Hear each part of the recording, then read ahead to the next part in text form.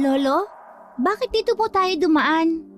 Madilim po, hindi ko po makita ang nilalakaran ko. Wala rin po akong tsinelas kaya nasusugatan ako dahil sa mga tinik. Magpahinga po muna tayo. Kanina pa po tayo naglalakad pagod na po ako. Tsaka, ano pong gagawin ninyo sa musang na nahuli natin, Lolo? Tumahimik ka lang dyan at sumunod sa akin. Huwag na huwag kang lalayo sa likuran ko, naintindihan mo? Kakaiba kasi itong nahuli kong musang. Ang bala ko sana, ikukulong ko at pasisikatan ng araw. Bakit po? Susurpresahin po ba natin sina Mama at Papa sa dala nating malaking pusa? Saka, bakit po ba lagi ninyong dala ang dalawang kahoy na yan, Lolo? Basta, huwag ka na lamang maraming tanong. Musang ito, hindi pusa. Kaya dito tayo dumaan dahil ibang kutob ko sa katahimikan ng gabi. Nararamdaman ko sa ihip ng hangin hatid sa aking katawan na parang merong hindi magandang mangyayari. Kaya huwag kang lalayo sa tabi ko. Nagtataka lang po kasi ako, Lolo, sa mga kinikilos ninyo. Bakit po ba kailangan nating magtago? Narayan lang po ang bahay natin, no? Umalis na po tayo dito sa damuhan. Makati na po kasi at nakakahiwa ng balat. Diyos ko namang bata ito, hindi masabihan. Aswang ang iniiwasan natin. Ang musang na hawak ko, hindi pangkaraniwang pusa, kundi isang mapanganib na aswang. Kumakain sila ng karne ng tao. Kapag lumaki ka na at nasa tamang edad ka na, ituturo ko sa iyo ang paraan sa pakikipaglaban. Ipapamana ko rin sa iyo itong yentok ko, pero hindi pa sa ngayon. Ang bahay natin, Lolo, nasusunog! Nandun po sina Mama at Papa. Tulungan po natin sila. Tsaka, bakit ang dami pong musang na nakapalibot sa labas ng bahay natin? Diyos ko po, ang anak ko.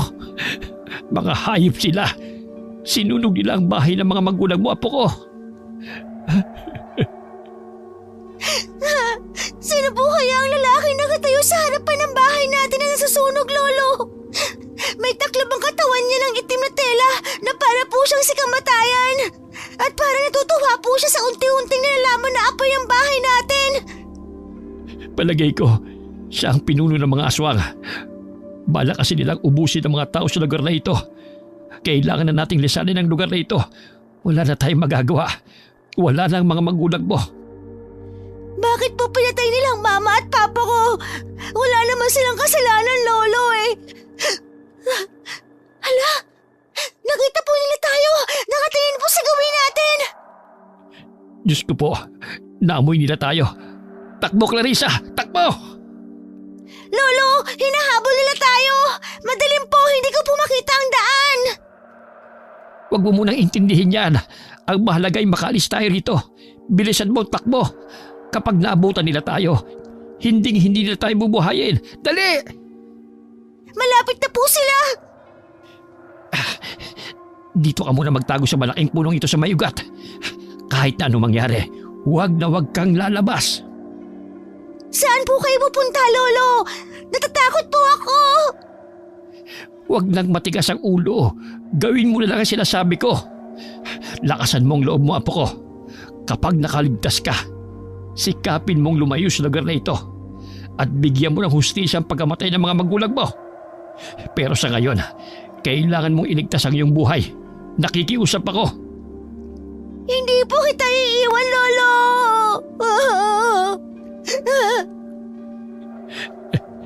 Lilituhin ko lang sila. Magpapahabol ako para mailigaw sila sa gubat na ito. Naintindihan mo? Matapang ka, hindi ba? Opo! Ngali na po sila, Lolo! Bakit mapupula ang mga mata nila? Naglalaway ang kanilang mga bibig! Tsaka, ang tenga nila nakatiklop katulad ng kanilang mga buntot! Huli na para maitago ni Lolo Crisanto ang apo. Dahil sa paglingon nito, ay nakatayo na sa kanilang harapan ang mga galit na dambuhalang mga musang. Sa unahan nito ay ang isang matangkad na lalaki na parang isang anino. Layuan mo kami ng apo ko! Pinatay niyo ang anak ko! Magbabayad kayo sa ginawa niyo! Lolo! Marami po sila at panay ang singa ng usok sa mga ilong nila! Diyak lang sa ugat kapag sinabi kong takbo! Tumakbo ka! Hinugot ni Lolo Crisanto ang dalawang yantok sa likuran nito. saka itinutok sa mga musang na handang sumugod sa kanila. Tinamaan ng liwanag ng buwan ang nakausling talim sa dulo ng arnis.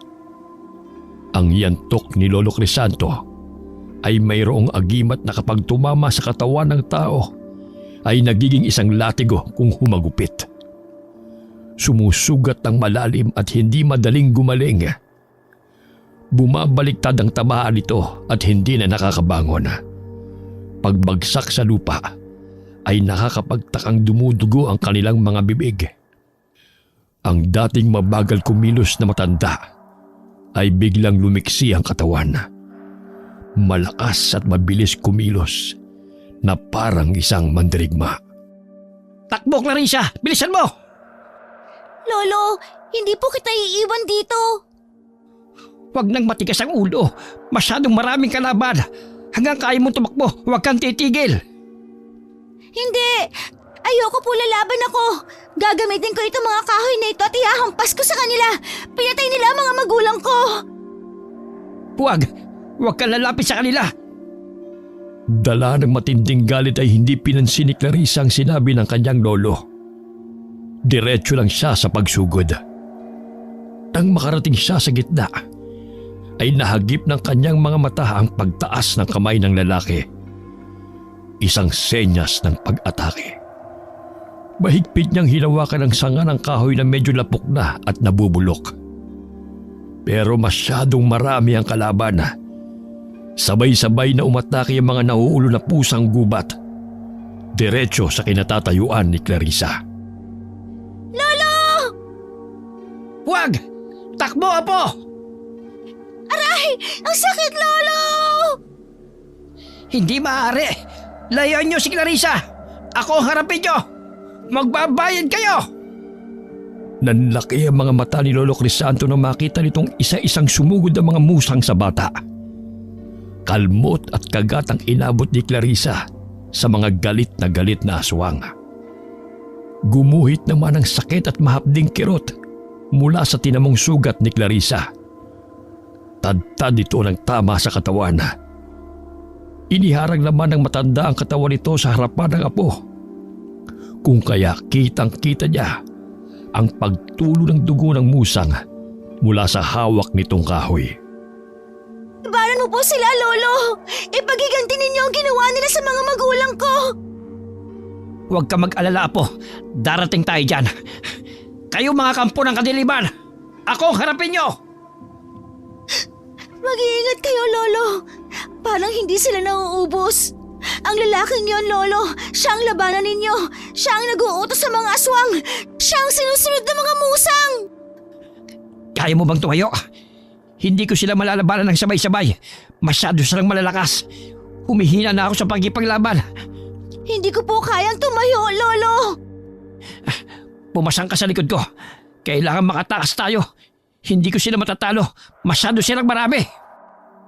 Pagkasampa ni Clarissa sa likod ni Lolo Crisanto. Eksakto naman ang pagdaan ng isang lalaking may dalang mga kahoy na panggatong.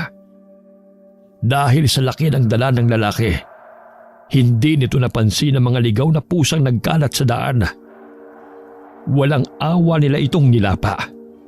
Hindi na nga nakasigaw ang lalaki dahil inuna ng mga pusa na kagatin ang mukha ng biktima.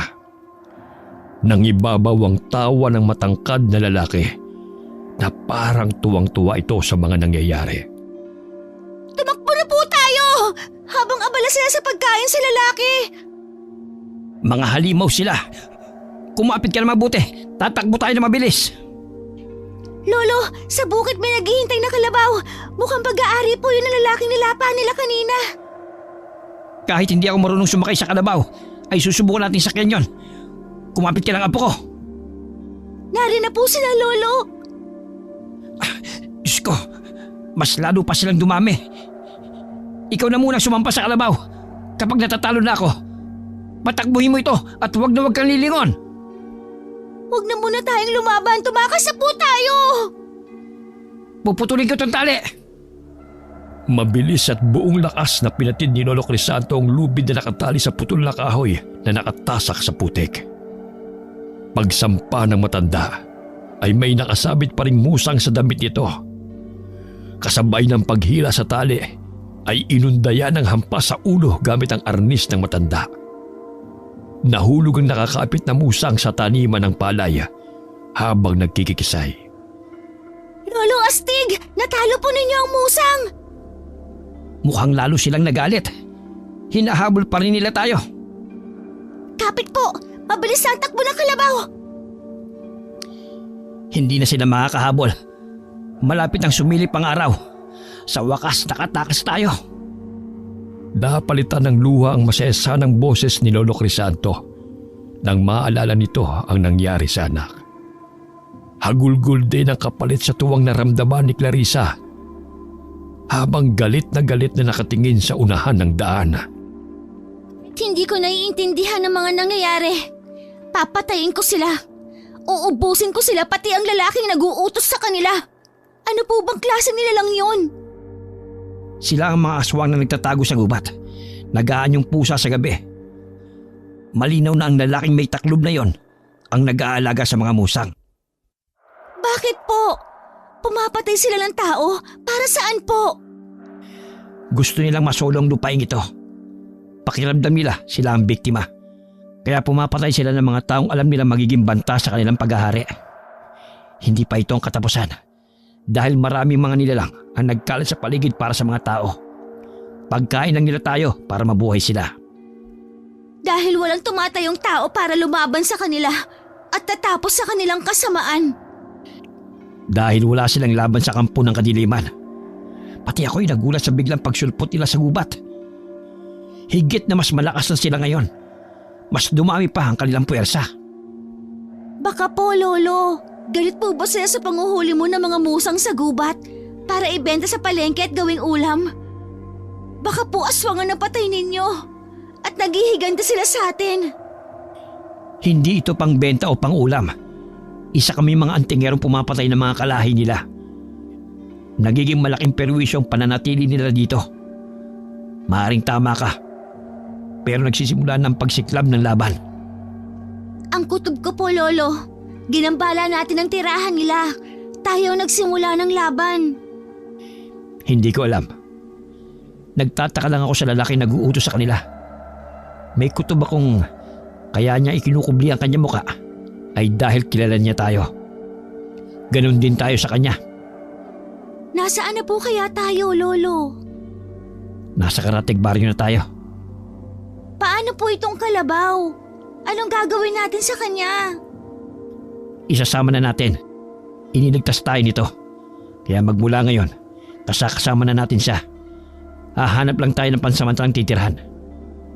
Pagbaba ng maglolo sa tapat ng lumang palengke, kung saan konti pa lamang ang bukas sa tindahan, agad na hinawakan ni Clarissa ang tali ng kalabaw. Inilinga-linga niya ang paningin hanggang bigla na lang siyang tumilapon sa lupa. Pasadsad sa batuhan. Nasaktan pati ang mga kalbot niya sa katawan at sugat na gawa ng mga musang. Pagbangon niya, isang batang lalaki na halos kaedaran niya ang nakita niyang tumatayo rin sa pagkakadapa. Ito ang bumangga sa kanyang katawan. Ano ba? Bakit ba hindi ka tumitingin sa dinaraanan mo? Nabangga mo tuloy ako. Pasensya ka na. Hinahabol kasi ako ni Mama ng pamalo eh. Kaya hindi kita napansin. Ayos ka lang ba? Teka, ang dami mong sugat sa katawan. Kagagawan ko ba ito? Ewan. Humingi lang nga ako ng pasensya, hindi ba? Anong lugar ba ito, bata? Nasa na ba kami? Ang ibig po ninyong sabihin, dayo lang po kayo dito at saka kalabaw po namin to ah. Bakit nasa inyo po ang alaga namin si Kongge? Ha? Sa'yo ba ito? Nakita kasi namin dito sa palayan. Nag-iisa at walang bantay. Huwag po kayo makipag-usap sa kanya, Lolo. Baka aswang po siya at nagpapanggap na tao. Ano? Ako aswang? Ang tinatanong ko sa inyo, bakit nasa inyo si Kongge? Nasaan ang tatay ko? Ninakaw niyo ba to sa kanya? Abay, wag mo kaming pagbintangan na magnanakaw. Saka, ama mo ba ang nagdala nito sa palayan? Lihim na nagkatinginan sina Clarissa at Lolo Crisanto. Paano nila ipapaliwanag sa bata ang totoong nangyari sa ama nito? Maniniwala kaya ito kung sasabihin nila ang tungkol sa mga aswang? Ganito kasi yon. Naglalakad kami ni Lolo papunta dito sa palengke. Nadaanan namin tong kalabaw na nakasabit sa kahoy. Mabibigti na sana ito. Kinuha lang ni Lolo. Oo, tama. Totoo yun. Kung gano'n na sa inyo pala, kunin mo na at iuwi. Pero, nasan po si tatay? Anong gagamitin niya sa pag-uwi para sa mga dala niyang kahoy? Wala siya dun Baka po hinahanap na ni tatay si Kongge. Ang mabuti pa po, ako na po magdadala sa kanya nito. Bakit po kasi dinala pa po ninyo ito dito Hindi naman sa inyo? Wag mong dalhin doon. Bakit po? May problema po ba? Paano kung hinahanap na ni tatay ang alaga namin? Imposible kasing iniwan niya si Kongge sa palayan. Kung ayaw mo magpapigil, tiwag! Huwag ka rin maniwala, kainis! Tayo na nga, Lolo! Sandali! Kaduda-duda kasi ang mga kilos ninyo. Para kayong nanggaling sa paikipaglaban. Ang mga damit ninyo punit-punit. Ang batang babae maraming sugat sa katawan. Tapos itong matanda, yung dala niyang arnis na nakasabit sa kanyang likuran. Ayan, at maraming pahid ng dugo. Sige nga, paano ko kayo pagkakatiwalaan? Pero delikadong bumalik doon. Mapapahama ka. Ano po kasing ibig ninyong sabihin? May nangyari bang masama sa tatay ko? Pasensya na pero wala kaming alam sa sinasabi mo Nag-aalala lang kami sa'yo. Marami kasi nagkalat na pusang ligaw sa kabundukan. Baka kung anong mangyari sa'yo doon. Aswang na itilan ba ang tinutukoy ninyo? Kamukha sila ng mga musang at pusa. Pero mga tao sila. Mga aswang na nagkukubli sa araw. Hindi ba mas tamang puntahan ko ang tatay? Baka kasi sa mga oras na ito, may nangyari ng masama sa kanya. Itilan ba ang tawag sa mga ganong nilalang bata? Betong po ang pangalan ko. Matigas ang ulo ni tatay. Nagpumilit pa rin siya pumunta nun kahit alam niyang delikado. Kung ganon, alam mo palang tungkol sa mga nilalang na yon. Bakit walang ginagawang aksyon ng kapitan nyo rito? Dapat irumoronda sila gabi-gabi. Wala po silang sapat na kakayahan laban sa mababangis sa aswang na yon. Naguronda rin po sila pero hindi sila nagpupunta sa gitnang kagubatan. Hanggang dito pala nakakaabot na sila ng pangbibiktima. Apektado na po ang aming hanap buhay dahil natatakot na po ang iba na umakyat ng bundok. Kaya nakikiusap po ako, puntahan natin ang tatay sa lugar kung saan ninyo nakita si Kongge. Pero kaya kami naririto ay tumakas din kami sa kanila. Pinatay ng mga hayop na yun ang mga magulang ni Clarissa. Masyado silang marami at wala akong laban sa kanila. Matanda na ako at mahina na rin. Huwag ka na umiyak. Kung hindi ako nagkakamali, siya yung nakita namin ni Lolo na pinagtulong-tulungan ng mga musang sa gubat na yon. Hindi! Hindi totoo yan! Baka kayong nanakit sa kanya dahil ninakaw ninyo ang kalabaw namin para iligtas niyo ang mga sarili niyo! Wala kaming ninanakaw. Maniwala ka. Nakahanda kaming tumulong pero sugatan na rin ang apo ko. Inatake kami ng mga aswang. Ano bang kaguluhan ito? Kapitan! Ito pong dalawang dayo na to! Nakita ko po kasi nasa kanila ang aming alagang kalabaw. Wala na si tatay. Sinasabi nilang pinatay na raw ng mga aswang na itilan. Kapitan, magpapaliwanag po kami. Galing po kami ng apo ko sa kabilang baryo. Nakita po namin itong kalabaw. Kaya sinakyan namin pero hindi po namin ito kagustuhang dalhin dito. Nagipit lang po kami ng pagkakataon.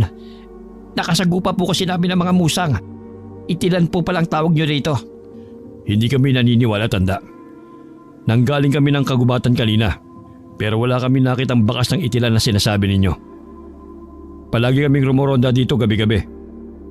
Huwag kayong gagawa ng kwentong magdudulot ng takot sa mga tao. Tama po si Lolo, Kapitan. Nakita ko po, talagang pinatay po nilang lalaki may dalang mga kahoy. Tsaka yung aswang na itilan. Nakita ko rin po na may nag-uutos sa kanilang lalaki. Huwag kang gagawa ng kwento, bata. Hindi magandang ugali na nagsisinungaling.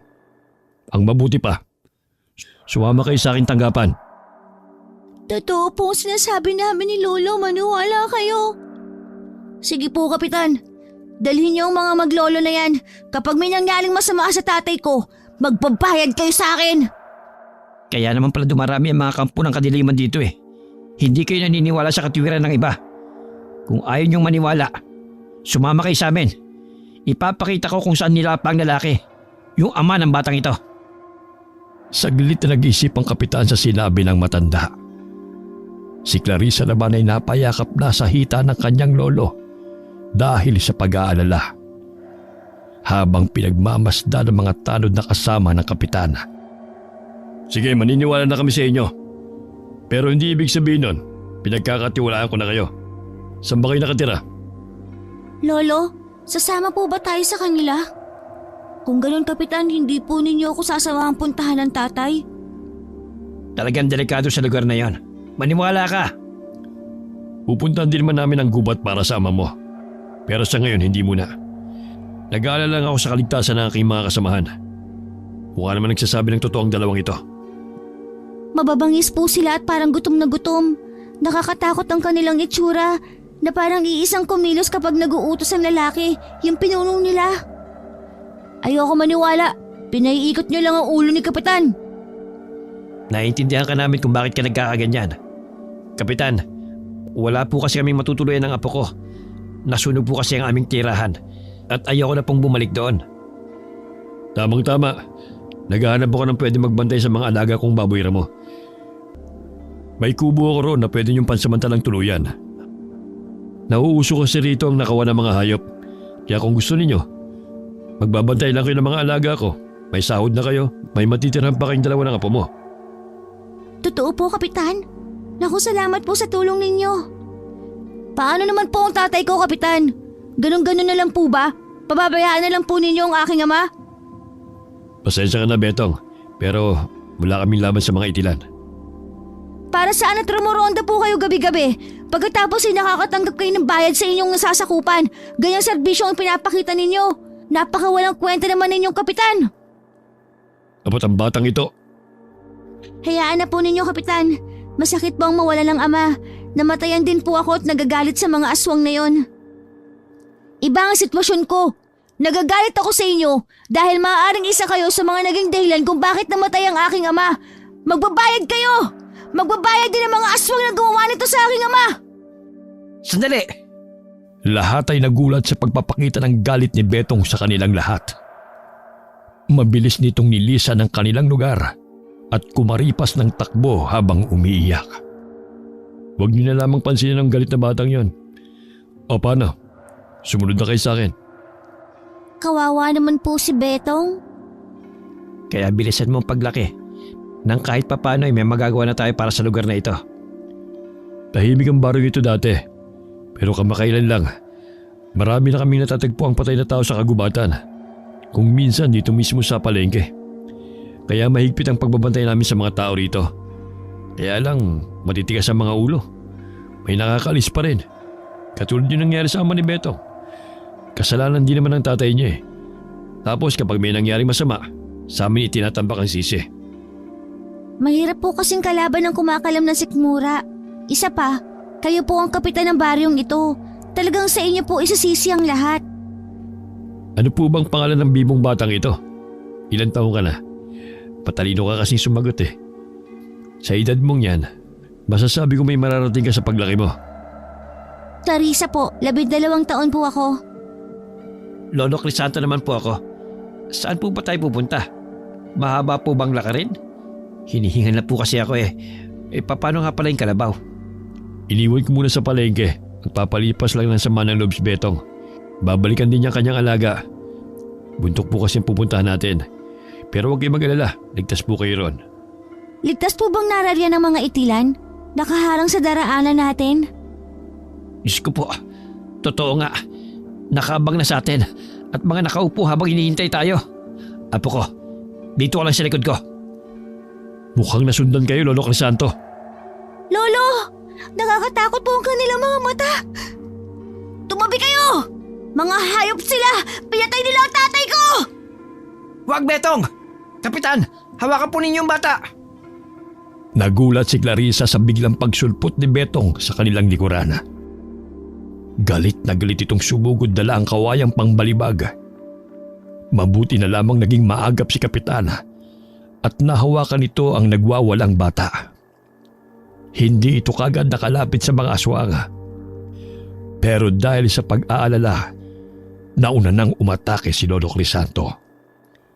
Namangha ang lahat sa ipinakitang bilis, diksi at lakas ng matanda habang hawak ang kakaibang sandata. Nagawa niyong patumbahin ng mga musang sa isang pag-atake lang. Kakaibang hawak niyong dalawang kahoy. Kung hindi ako nagkakamali, arnis sa mga yan. Para kayong bigla nagbago dahil sa hawak niyong arnis. Nagbabago po talaga si Lolo kapag ginagamit niya ang kahoy na yan. Lahat po ay bumabagsak kapag nahahampas na niya ang kanyang sandata. Kung may armas pala kayo na pwedeng ipanglaban sa mga aswang, bakit hindi niyo niligtas ang tatay ko? Iniwan niyo para sa inyong mga sarili. Dahil inuna ko kaligtasan ng aking apo. Masyado silang marami. Matanda na ako at kulang na sa lakas. Ngayon nasaksihan ko ang galing niyo sa pagkipaglaban. Mukhang tama ang pagkakapili ko sa inyo. Mababawasan na ang mga magnanakaw ng mga alagang hayop sa lugar na ito. Kung may itala na po sa inyong lugar, Kapitan, lalo po tayo magdoble ingat. Kailangang mas dumami po ang inyong mga tanod. Magbabayad ang hayop ng mga aswang na yon. Magbabayad sila! Teka, Kapitan. Sa gawin yun, tingnan nyo. Hindi ba tao yung nakahandusay sa damuhan? Aba, tama ka. Mukhang may nabiktima na naman ng mga aswang. Tayo na, lapitan natin. Lolo, titignan pa po ba natin? Mukhang karumal-dumal po ang nangyari sa biktima. Abot, Kapitan! Tanod po ninyo ito! Si Kuya Itoy! Diyos ko, ubos ang mga bituka sa tiyan. Nakadilat pa ang mga mata dahil sa naranasang pagpapahirap sa kanya at sakit ng katawan. Matagal na po ba itong nangyayari dito sa lugar nyo? Nako, ngayon lang ito nangyari kasabay ng pagdating nyo. Dati naman yung napapabalitang aswang na gumagala sa lugar na ito. Pero ngayon lang sila ng biktima ng ganito. Tara na po, Lolo! Pwede po sana ihatid niyo muna po kami sa bahay kung sa kami tutuloy. Hindi pa po nagagamot ang mga sugat ni Clarissa. Ah, sige. At bahala na yung mga tanod ko sa biktima. Uuwi na rin po ako. Paano ko ba sasabihin kay nanay ang nangyari kay tatay? Huwag mo siyang bibiglayin sa pagsabi. Baka hindi niya makayanan. Wala sa sariling naglakad na papalayo ang bata. Si Clarissa naman ay tahimik na nakatingin sa daang tinatahak nila. Hanggang makarating sila sa isang kubo na gawa sa kawayan at kugon. Sa likod nito ay kulungan ng mga baboy ramo. Nag-ingay ang mga ito nang maramdaman ang presensya nila. Ang ganda ng kubo, Lolo. Ang dami mga bulaklak, puno at mga naglalakihang bata sa paligid. Huwag ka pumasok ng dire-diretso sa loob. Hindi natin sarili ang bahay. Hayaan niyo lang po si Clarissa. Mabuti na rin po na hindi niya na maalala mga nangyari sa inyo kanina. Sana po'y nagustuhan niyo ang lugar na ito. Maganda po dito, Kapitan. Tahimik po at malayo sa mga kapitbahay. Bawal kasi maglagay ng kulungan ng baboy sa bayan. Malaking perwisyo sa kalusugan ang amoy ng mga dumi nila. Huwag mo nang tanungin si Kapitan. Magpahinga na muna po kayo. Magpapadala ko ng pagkain. Mukhang wala naman po magiging problema kasi batay sa mga nakita ko kanina, habang kayo nakikipaglaban, kaya niyong ipagtanggol ang inyong mga sarili. Marami pong salamat, Kapitan, sa tulong po ninyo sa amin. Malaking bagay po na kahit papano ay may bahay kaming malilipatan. Salamat po sa pagtitiwala. O paano? Marami pa akong asikasuhin sa bayan. Kayo na pong bahala sa mga alaga ko. Opo, sanay naman po ako sa ganitong mga gawain. Nang makaalis ang kapitana, ay nagsimula ng gamutin ng matanda ang mga sugat ng apo. Naging maganda ang pagtira nila sa bahay na binigay sa kanila. Kahit paminsan-minsan ay may napapansin silang kakaiba sa kanilang mga inaalagaang hayop. Simula sa araw na ito, tuturuan na kita makipaglaban gamit ang kapangyarihan ng aking yantok. Magiging tagapagtanggol po ako ng mga mabibiktima ng aswang, Lolo. Ikaw na ang bagong magmamay-ari ng aking arnes. Pero kailangan mo munang dumaan sa matinding pagsasanay. Gusto ko po yun, Lolo! Nagsimula ang panibagong buhay ng maglolo sa bundok. Lupaing pagmamay-ari ni Kapitan Basco. Naging maganda naman ang pakikitungo ng kapitan sa kanila. Lalong-lalo na kay Clarissa. Itinuring nito na parang isang tunay na anak ang ngayon ay dalaga na. 18 taong gulang si Clarissa pagkalipas ng 6 na taon. Maganda, matangkad at hinahangaan ng mga lalaki sa kanilang baryo. lalo na pagdating sa panghuhuli ng mga hayop sa gubat. Naging bisyo na ng dalaga ang paghahanap ng mga mababangis na hayop sa bundok. Ito ay dahil sa nangyari sa kanyang mga magulang. Nagbabaka sakali siyang muli niyang makakaharap ang mga itilan. Kaya nagsanay talaga ito ng mabuti. Hanggang isang gabi, sa labas ng balkonahe ng kanilang kubo, tahimik na nakatingin sa malayo si Clarissa habang panay ang buntong hininga. Mukhang malalim na naman ang iniisip mo, Clarissa. Po! Kahit hindi ka magsalita, alam kong may natitira pang galit sa dibdib mo sa pagkamatay ng iyong mga magulang. Magmula na mapunta tayo rito, huminto na rin ang pagsalakay ng itilan. Parang natatakot na sila sa'yo. Wala ka kasing awang pumatay. Nagtataka rin po ako, Lolo, na biglang nawala ang kanilang paghahasik ng lagim.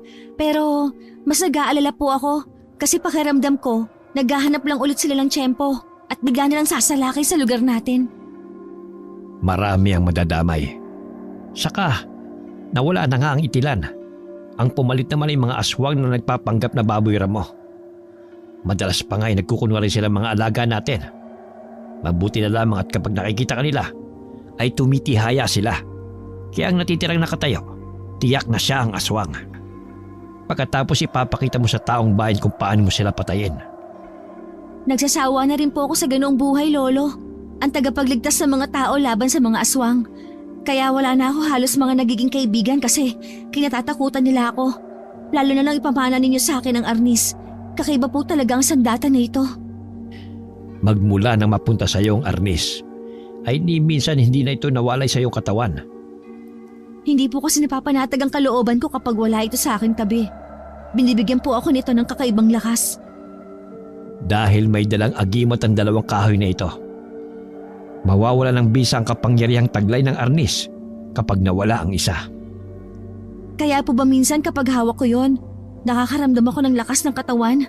Saan po ba ninyo nakuha ang arnis? Nagmula pa yan sa mga ninuno ko. 200 taon na ang arnis na yan at napakaraming pagsubok na ang hinarap ng sandata. Ang arnis din na yan ang naging dahilan kung bakit tayo laging sinasalakay ng mga aswang. Dahil gusto nilang makuha ito at gamitin panakot sa kanilang magiging kalaban. Saan po bang gawa ang arnis, Lolo? Anong uri siya ng kahoy? Mula sa sinaunang kahoy na kayang gumawa ng pinakamatibay na pana sa buong mundo. Kamagong siya, ngunit ibang uri. Sa ngayon, wala nang ganyang uri ng kahoy, kaya nag-iisa na lamang yan. Luto na rin sa orasyon at ritual ang sandatang yan. Hindi ko rin akalaing mapupunta sa iyo. Dahil minsan nang nawala ko ito. At ngayon ko na lang din nahanap. Kusa siyang bumabalik sa may-ari. Si Betong magmula nang mahanap niya ang buto ng kalansay ng kanyang ama. Naging maiinitin na ang ulo nito. At kuminsan, kusa siyang umaalis mag-isa. Para sa paghahanap ng katarungan sa nangyari dito. Kaibigan ko po siya. At natatakot akong baka mabiktima rin siya ng aswang. Namatay rin ang kanyang ina matapos malaman nito ang pagkamatay ng asawa. Lolo, tingnan niyo! Sa puno katapat ng pintong kinaroroonan natin. Diyos ko, ang pinuno ng itilan. Bumalik sila at nahanap nila tayo. Papatayin ko siya, Lolo! Huwag ka munang sumugod. Hindi pupunta ang hayop na yan nang walang kasama. Mukhang masama ito. Natunto na niya ang kinaroroonan natin. Ano bang kinukuha nila sa atin, Lolo? Ikaw mismong sadya nila, Apo. Gusto ka nilang patayin at makuha ang arnis. Mag-iingat ka. Bakit po gusto nila akong patayin? Gagawin ka nilang halimbawa sa mga kalahi nila. Kagaya na nangyari sa iyong ina. Ang totoo, marami ka pang hindi nalalaman tungkol sa mga magulang mo. Dati sila mga hunter o manunugis na mga aswang. Napatay nila ang anak ng pinuno nila. Kaya magmula noon, palagi na nila tayong hinahabol. Ngayon bumalik na sila ng mas higit na marami kesa noon. Tama kayo, Lolo. Marami nga sila at parang nadadagdagan ang kanilang mga alagad. Hindi malaman ni Clarissa kung lalabanan ba niya ang mga aswang. Nakaramdam siya ng pag-aalala sa kaligtasan ng kanyang lolo. Ito ang unang pagkakataong lalaban siya ng harapan kasama ang matanda. Huwag kang mag-alala. Hindi ako magiging pabigat sa'yo. Lalabanan natin sila. Kunin po ninyo ang itak sa likod ng pinto. May mga dumaan sa likod ng bahay natin. Kabilaan tayo. Huwag mong aalisin ang tingin sa pinuno nila. Lolo, sa harapan mo!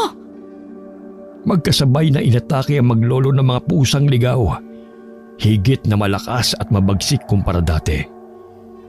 Nakarinig din sila ng pag-aalulong ng mga asong gubat na lalong nagpatindi sa sumisiklab na labanan.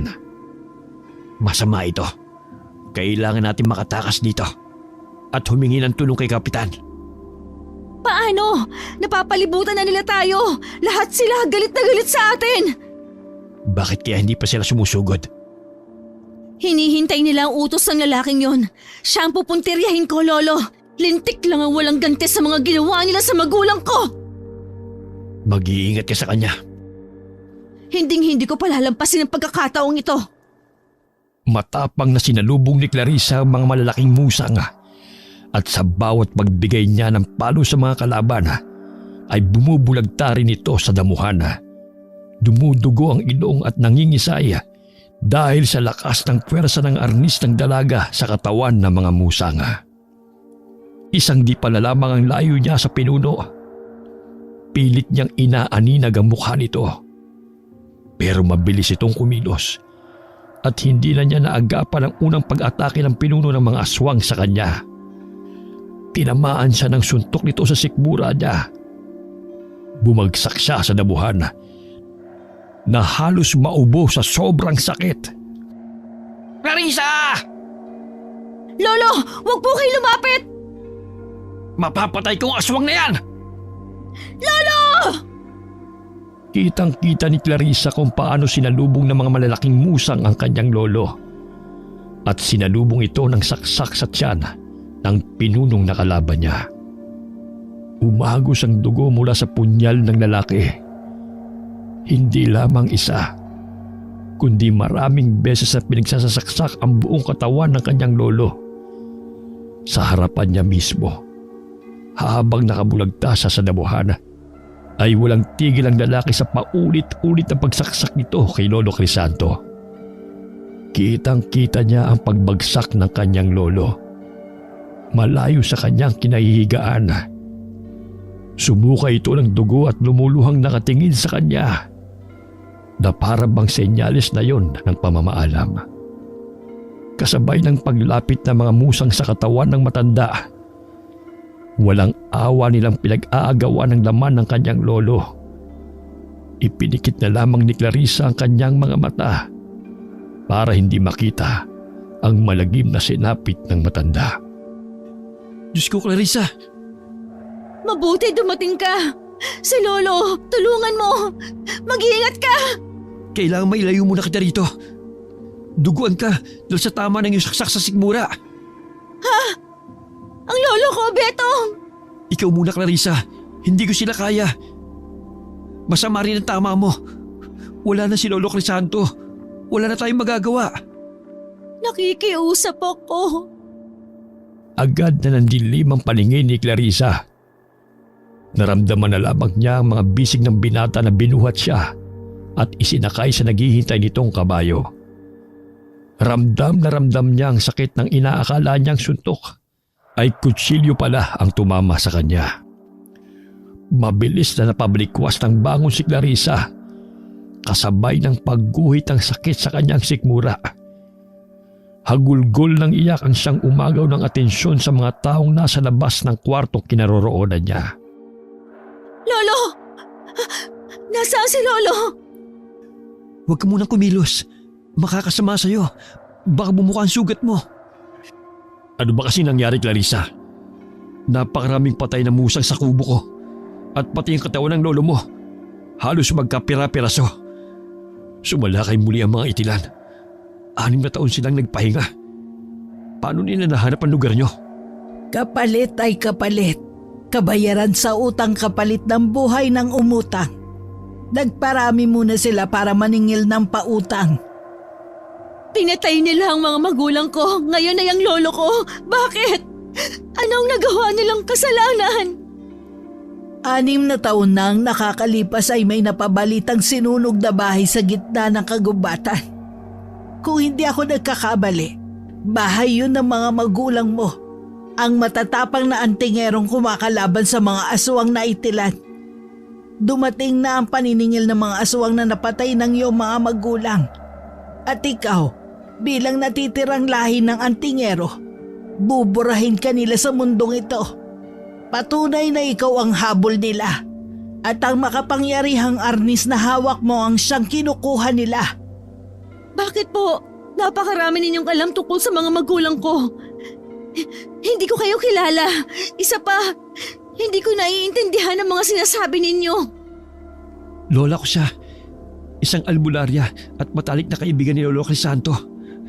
Malaki may tutulong niya sa problema mo. Tutulungan kitang lumaban sa kanila. Pero masyadong mahina si Clarissa para lumaban.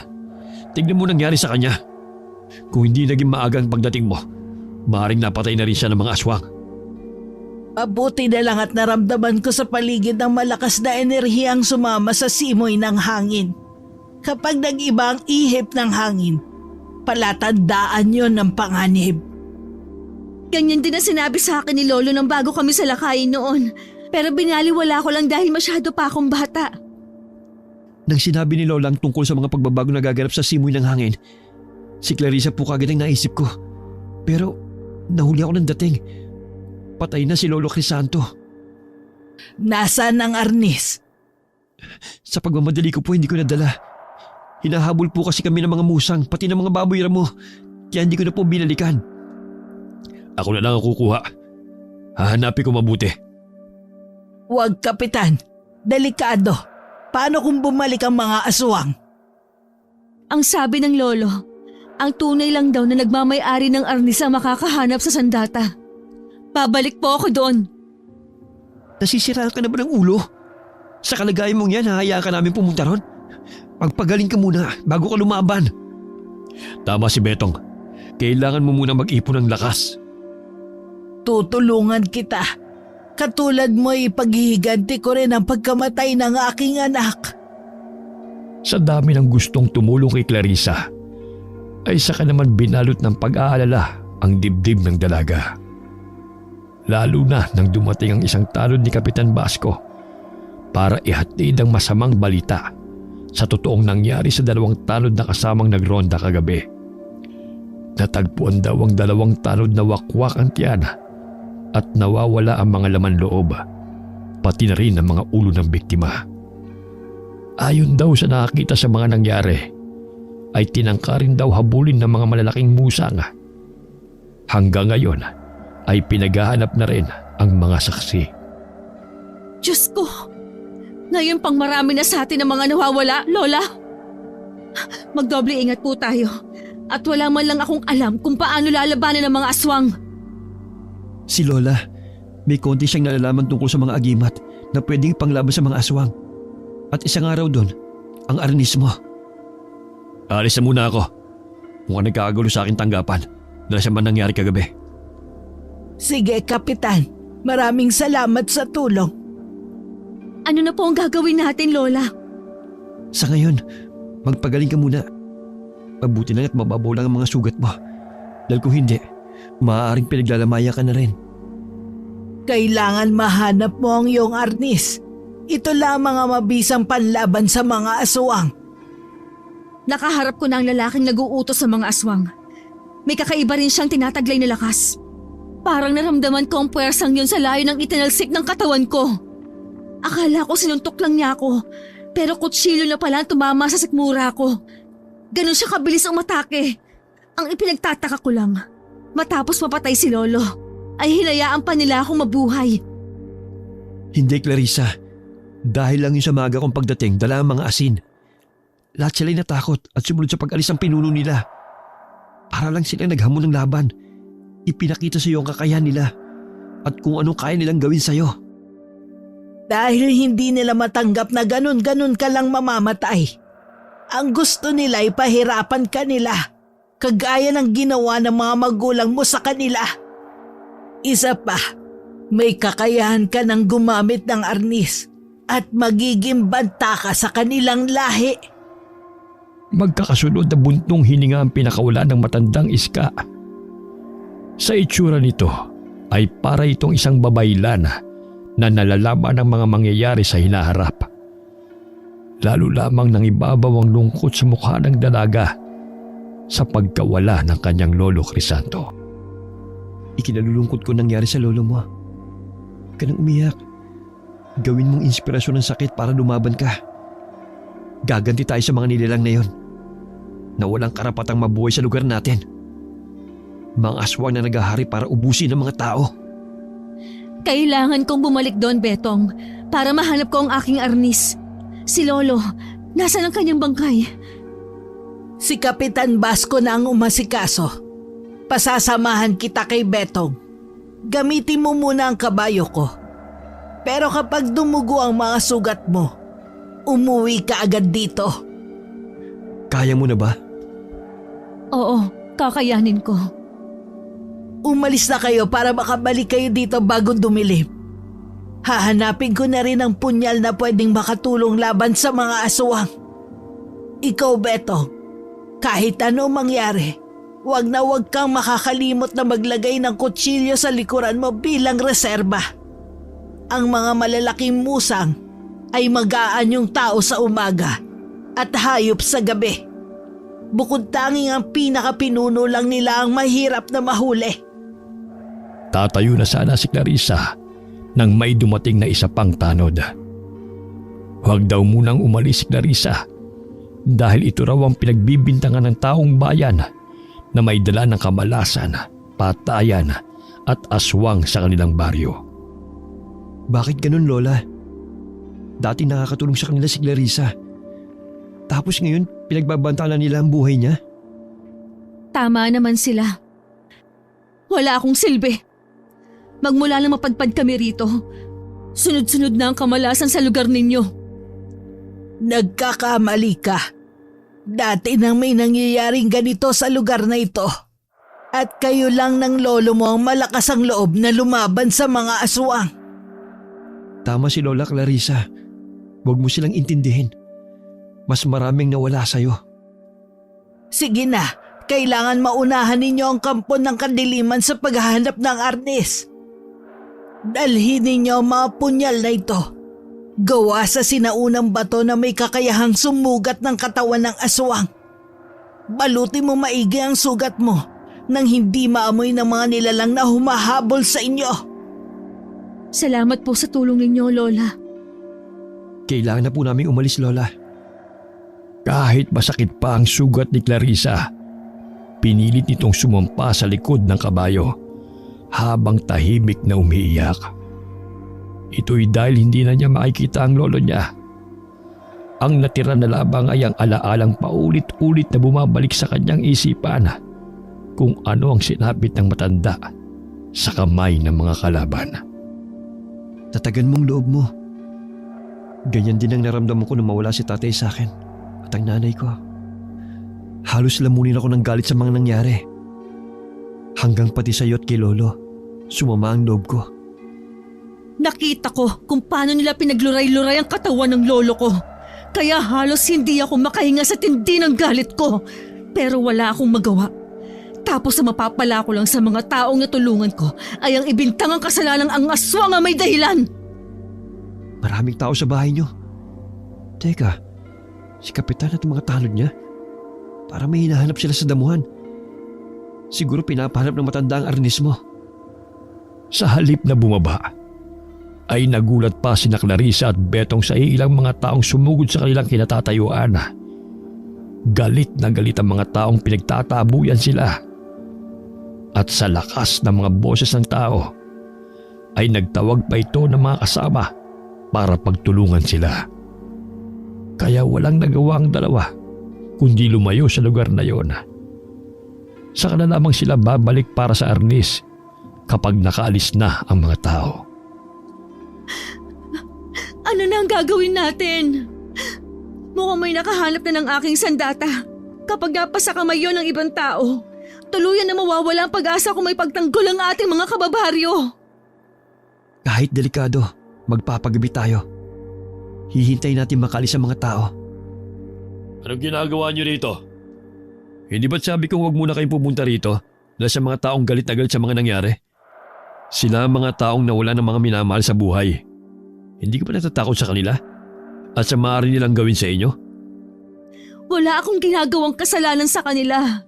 Nawalan din ako ng pamilya. Pero hindi nila alam yun. Mas makakabuting umuwi muna tayo. Tama si Kapitan. Iuwi mo muna si Clarissa, Betong. Huwag mo sanang tanggihan ang pag-aalala namin sa iyo. Mas makakabuti magpagaling ka muna.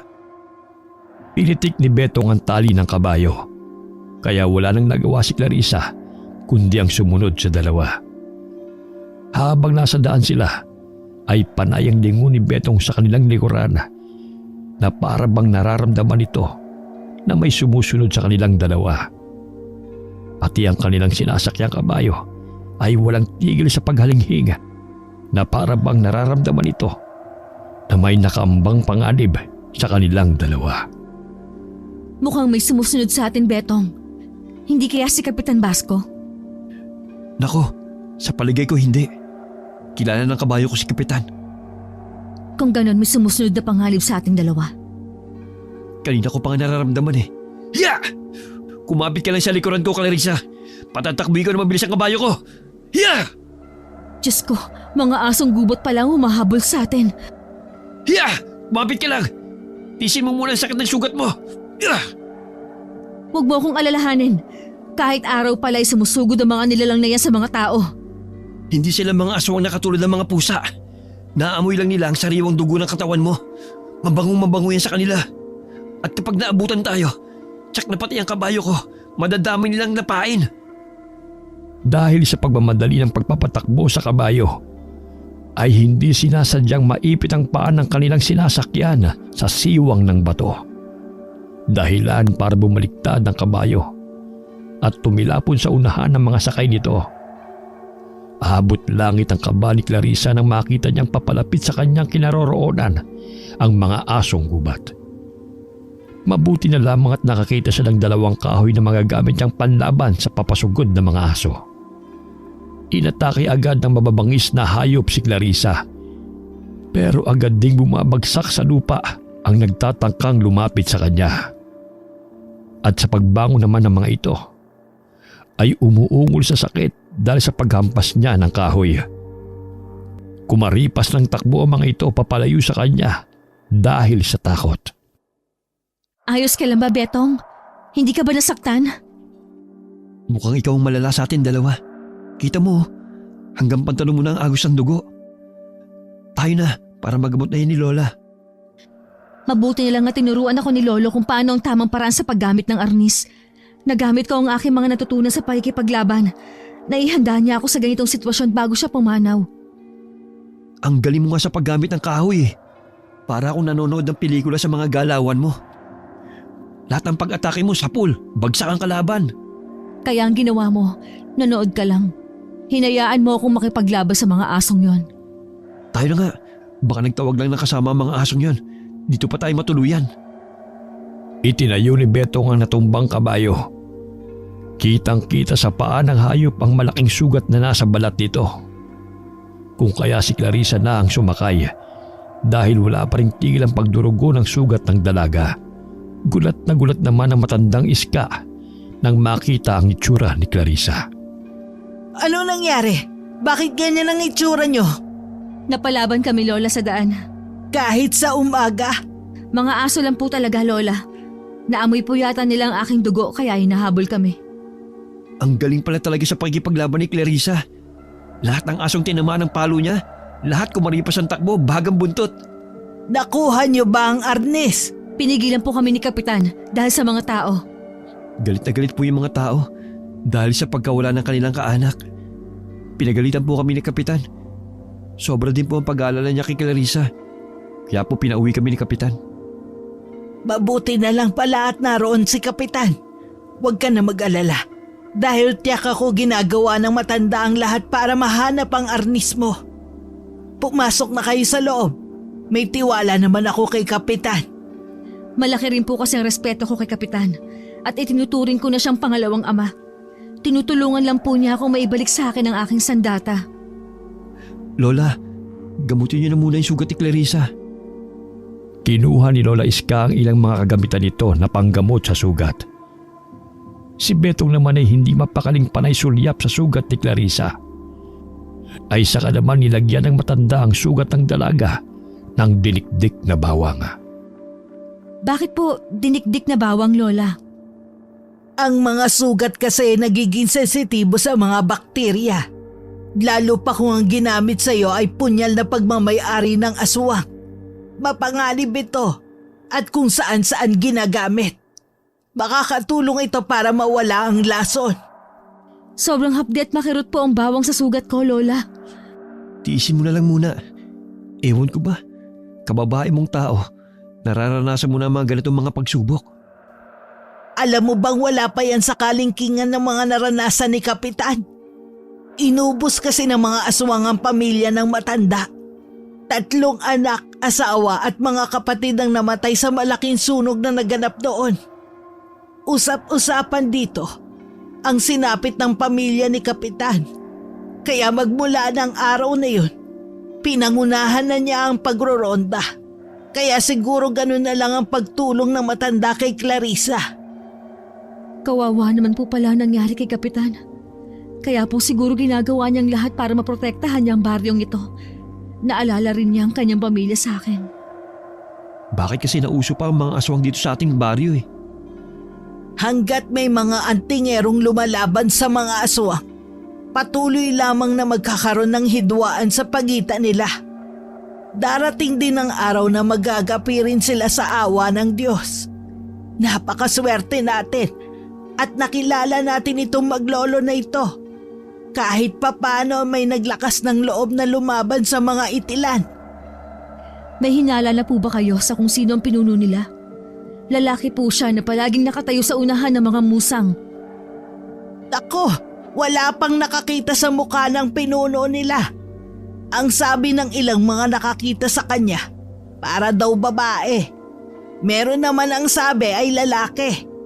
Kahit ano pa ang sabihin nila, wala pa rin karapatan ng nilalang na ito na paglaruan ng buhay ng tao. Tao po. Lola Iska. Nakarating na ba ang dalawa? Ay oo, naririto nga at ginamot ko ang sugat.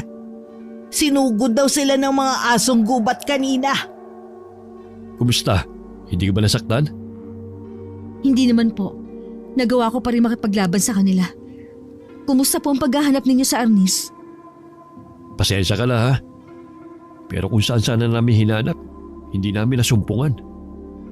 Hindi po kaya nakuha na ng pinuno ng mga aswang? Pwede nga na mangyari yun. Gagamitin nila ito sa masama. O di kaya mismo sa'yo. Kung ganun, dapat mag-ingat tayo. Kung totoong nasa kanila lang Arnis, nasa panganib ang mga buhay natin.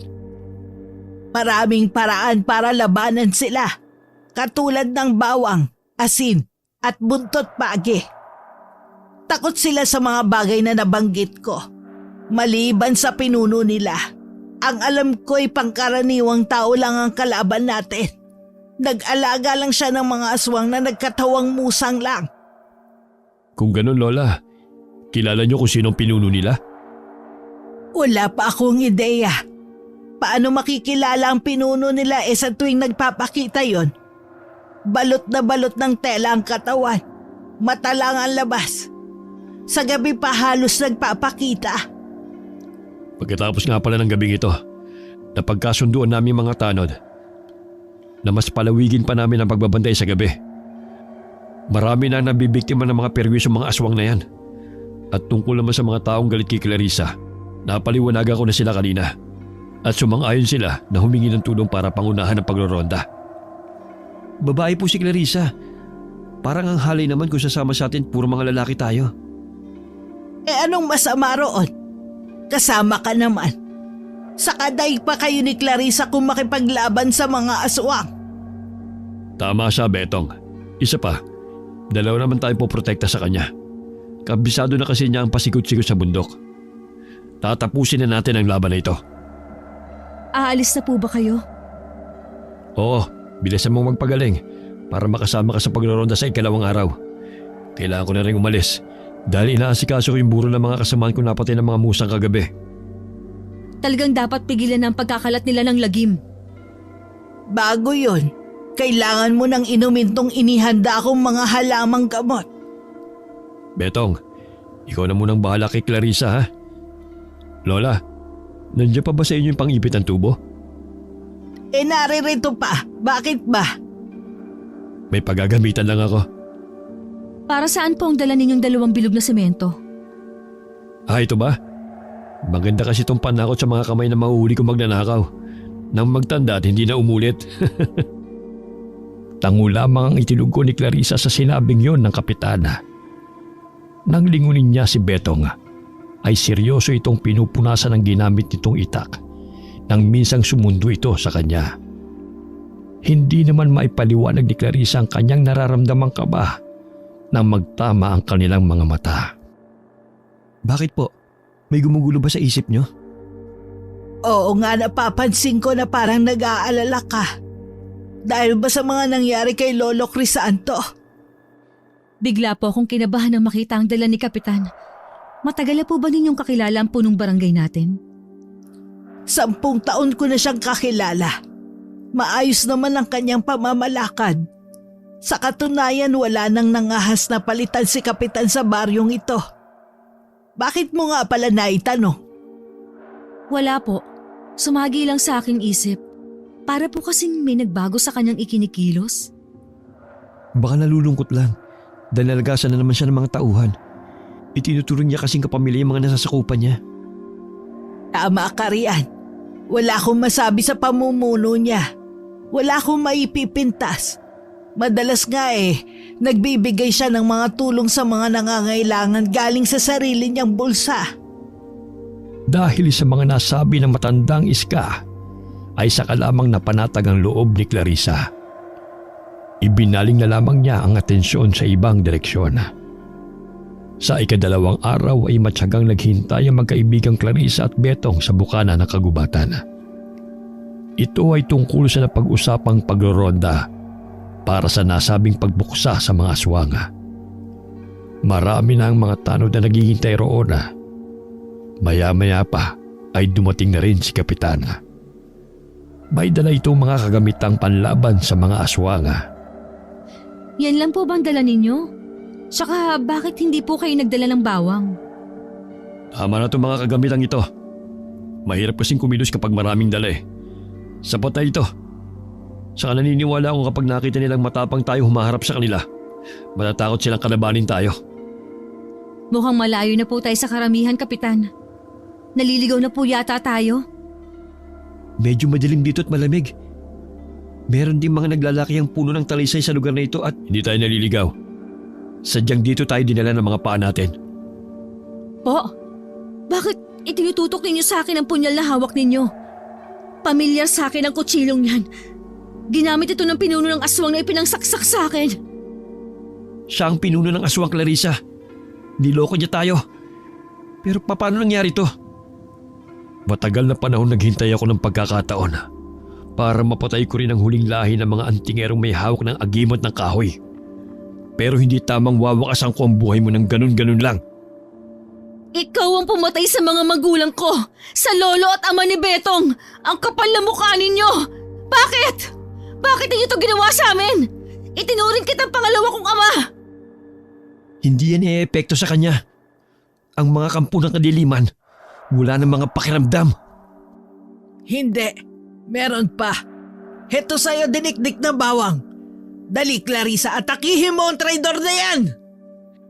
Kitang-kita ni Clarissa ang epekto ng dinikdik na bawang sa katawan ni Kapitana.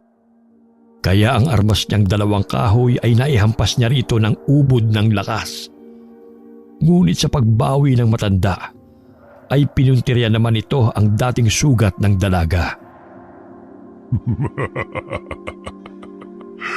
Pinag-aralan ko kahinaan mo. Patay ka na sana dati kasama ni Tanda. Kaya lang na kaya namang gagong ito Ako ang harapin mo! Naniwala akong mabuti kang tao. Yung pala kampon ka ng mga demonyo. Pinatay mo ang mga kasamahan mo para palabasing biktima ka rin ng mga aswang. Dahil pinatay ng mga magulang ng batang yan ang buo kong pamilya. Nararapat lang na pagbayaran nila ang pagkuha sa buhay ng asawa at mga anak ko. Unang pangkabayaran ng mga buhay ninyo. Pero bago yun, ay gagawa ko ng isang palabas. Isang pelikulang hindi makakalimutan ng mga manonood. Galit na galit si Kapitan Basco habang tinutungtungan ang likod ni Clarissa. Kaya naman hindi magawang makalapit ni Betong para tulungan ang dalaga. May minsan pang ikinukuskus ang paa nito sa likod ng babae. Pagkatapos ay inuundaya ng sipa sa mismong sugat nito.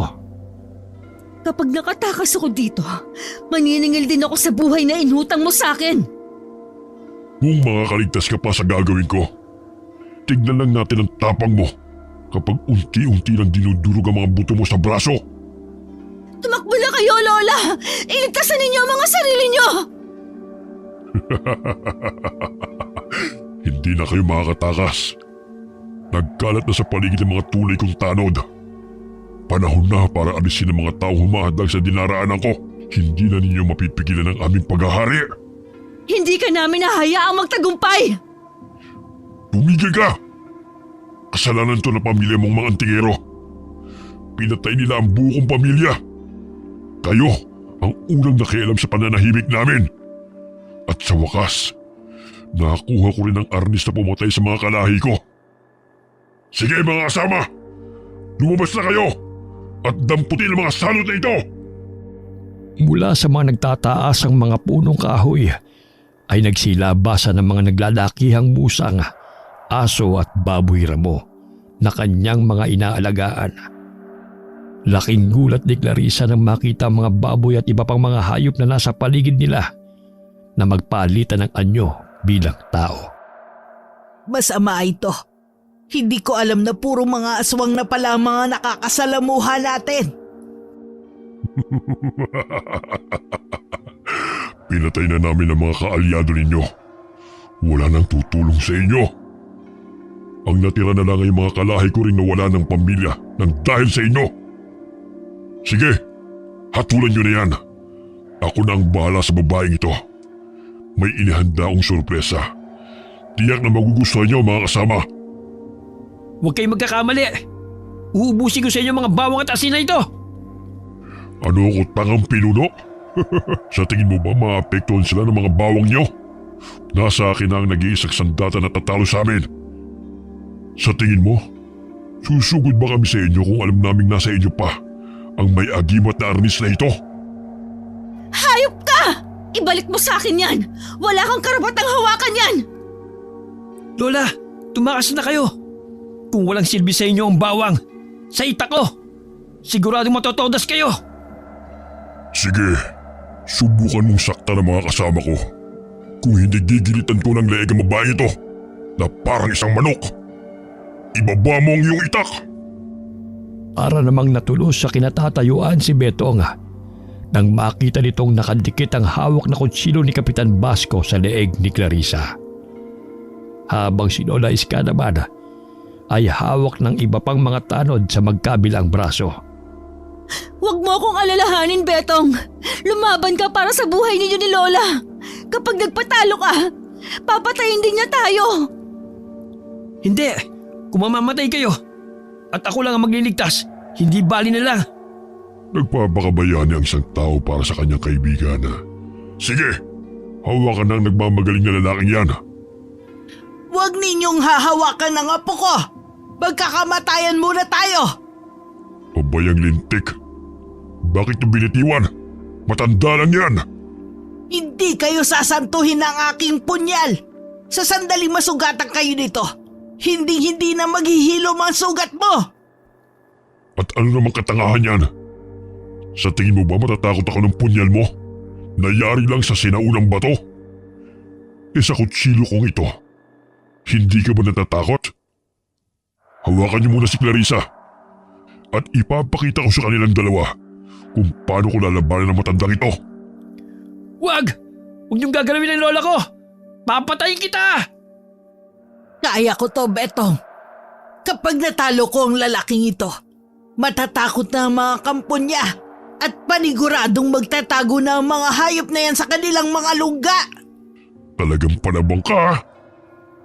Habang naglalakad ng dahan-dahan si Kapitan Basco sa kinaroroonan ng matanda, nagkaroon ng pagkakataon si Clarissa na makawala sa mahigpit na pagkakahawak ng dalawang tanod. Tumayo ang dalaga mula sa pagkakadapa sa lupa at nilabanan niya ang mga tanod na humaharang sa kanyang dinaraanan. Nakawala na rin si Betong na abala na rin sa pakikipaglaban. Abala naman sa pagdudwelo sina Lola Iska at Kapitan Basco sa isa't isa. Magaling din palang makipaglaban ng matanda. Pero dahil malakas at maliksi ang kapitan, isang unday ng saksak sa tagiliran ng matanda ang nagpahinto sa oras ni Clarissa at Betong. Kitang-kita ng dalawa kung paanong inulit ni Kapitan Basco ang pagsaksak sa matanda. Sumuka ng dugo si Lola Iska at wala ng buhay na bumagsak sa lupa. Lola! Walang hiya ka! Magbabayad ka! Ipinagkaloob ko lang ang kabayaran sa mga taong mahiling magbida-bidahan nang wala namang kakayahan. Ganun ha! Hetong sa'yo! Patuloy ko lang iilagan ang mga atake mo, Betong. May naisip na akong gagawin sa'yo. Sige lang, lumapit ka. Kahit anong gawing pag-atake ni Betong kay Kapitan Basco, ay nagagawa nitong maiwasan ang sandata ng binata. Habang si Clarissa naman ay abala sa pagkipaglaban sa mga tanod ni Kapitan. Kahit nangihina ang katawan, ay pilit nilalabanan ng dalaga ang bawat pag-atake ng mga taong galit na galit din sa kanya. Kahit ang sugat niya ay dumudugo na rin dahil sa mga suntok ng mga kalaban na tumatama rito. Dahil doon ay nabigo ang dalawa at nabihag pa rin sila ni Kapitan. Sige, itali yung mga yan ang hindi na makatakas. Betong, ayos ka lang ba? Hindi! Papatay kong hayop na kapitang pumatay sa lola ko! Wala na kayong magagawa. Nakagapos na kayo. Ang alalahanin ninyo ay kung paano kayo makakatakas sa gagawin ko. Palalabasin ko sa mga bobong kababaryo ko na kayo ay napatay ng mga aswang sa ginawa kong pagroronda at kami lang ng mga tanod ko ang nakatakas. Oh, hindi ba? Perpektong naisip kong dahilan. Akala mo ba'y magtatagumpay ka laban sa kabutihan? Kabutihan? Peste. Nagpakabuti ako. Kami ng pamilya ko. Nanahimik kami sa kabundukan. Pupuntahan niyo at papatayin lang? Dahil sa maling bintang ng mga tao? Kaya nga pinatay ko na rin sila nang hindi na dumami ang mga lahi ng mga sinungaling. Anong gagawin mo sa pang-ipit ng tubo? Simple lang. Dudurugin ko muna ang mga kamay mo. Napakarami ng aswang ang pinatay nito eh. Wag! Tumahimik ka! Kaya ka buhay ngayon para mapanood mo ang gagawin ko. At pagkatapos, ipalalapa ko kayo sa mga tanod ko para naman sa hustisya ng pamilyang kinuha ninyo sa kanila. Nararapat lang na mawala sila dahil may pamilya rin ng mga pinatay ng mga tanod mo. Nakikita niyo ba ang arnis na ito? Kasamang madudurog ng babae ito. Habang hindi pa itinatali si Clarissa sa nakatayong kawayan, nagawa niyang makuha ang punyal at itinago yun sa lupa. Si Betong naman ay may nakareserba ring kutsilyo sa likuran nito para kung sakaling igapos ito sa likod ay magagawa nitong makatakas gamit ang kutsilyo. Kaya pala kahit anong pilit kong mahanap ang aking arnis, ay dahil nasa inyo yon. Matagal na kayo sumusubaybay sa akin. Gamit ng pagbabalat kayo. Mapagkunwaring nila lang na ang tanging gusto ay kapangyarihan. Malaki ang kasalanan ng mga magulang mo sa akin. Pati na ang lolo mong inutil. Pinatay nila ang aking anak. Kaya tama lang na buhay din niya ang kapalit. Kaya magiging masaya lang ako kapag namatay ka rin. Hinding-hindi mangyayari yon. Pati ang matandang si Lola Iska, idinamay mo! Dapat lang yun sa kanya. Masyado siyang pakialamera. Kaya tama lang na magsama sila ng pamilya niyang inuud na sa impyerno. Mauuna ka mamatay kaysa sa amin! Hayop ka, mamatay ka na! Ang buong akala ba ninyo? Ganun lang ako kadaling talunin? Pwes nagkakamali ka. Pagmasdan mo, binata, ang gagawin ko sa kaibigan mong mayabang. Hayop ka! Hindi ka magtatagumpay sa mga binabalak mo! Betong, pagmasdan mo kung paano ko dudurugin sa gilingan ng bato ang mga kamao ng babae ito. Ilang oras lang hindi na mapapakinabangin ang mga kamay niya sa paghawak ng arnis. Kasama ng pinagmamalaki niyang armas. Madudurog ang palad mo, walang hiya kang babae ka. Betong, wag mo akong alalahanin. Gawin mo na ang pinag-usapan natin. Pero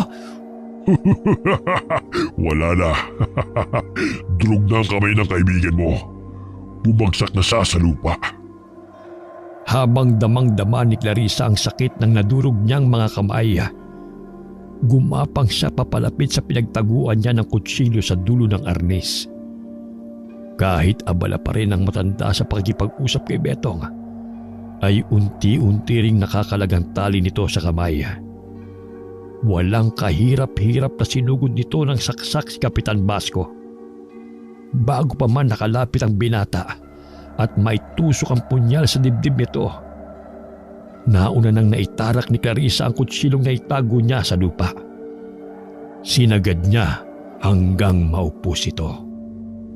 Ngayon, sabihin mo sa akin kung wala nang ang silbi ang mga kamay ko.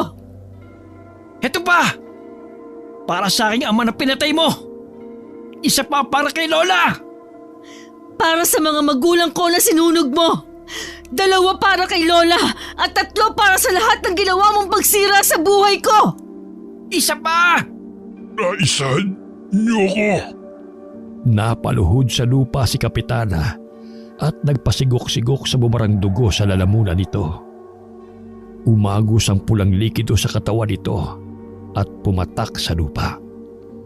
Saka pinasadahan ng paggilit sa leeg nito gamit ang matalas na kutsilyong hawak ni Betong. Nanginginig naman ang mga kamay ni Clarissa dahil sa nadurog niyang mga kamao. Kasabay ng pagbagsak sa lupa ang pagtihaya ng wala ng buhay na si Kapitan Basco. Ako na ang bahala sa mga kampon ni Kapitan. Kaya mo bang hawakan ang arnis mo? May taglay na kapangyarihan ng arnis na ito na magbibigay ng lakas at liksis sa akin para labanan ng mga salot na ito. Katulad ng plano ng kapitan na ito. Palalabasin nating inatake tayo ng mga aswang at tayo lang ang nakaligtas. Panahon na para magkaroon ng katahimikan ng lugar na ito.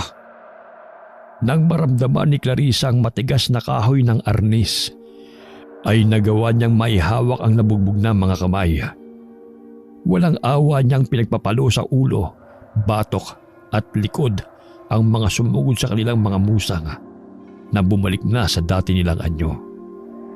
Ang iba naman ay kumaripas na ng takbo dahil sa takot.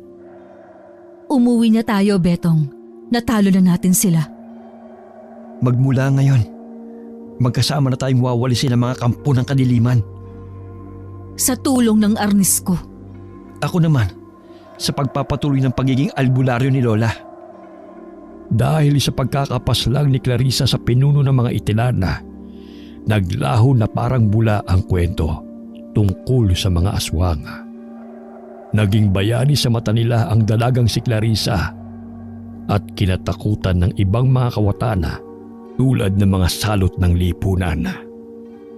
Takot sila sa hagupit ng palo ng mahiwagang arnis. Wakas.